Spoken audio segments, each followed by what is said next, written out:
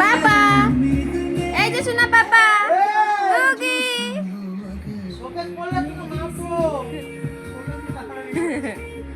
গেছি দিদি, হাই। এই যে জিজু, জিজু কেউ না। এই হাই মা। ওই যে মাসি এখন সবাইকে খাবার দিচ্ছে, এখনো মামারা আসেনি, মামারা আসছে কিন্তু আমরা ওয়েট করতে পারছি না, কারণ ওই যে 3টে বেজে গেছে।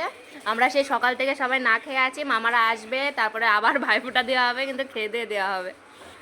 বসে গেছি কারণ আমাদের খুব খিদে পেয়েছিল, কিন্তু এখনো মা মাসি না খেয়ে আছে। আর মামারা আসলে মামাকে ফোঁটা দেওয়া হবে, তারপরে সবাই মিলে আবার খেতে বসবে মামা মাসি সবাই।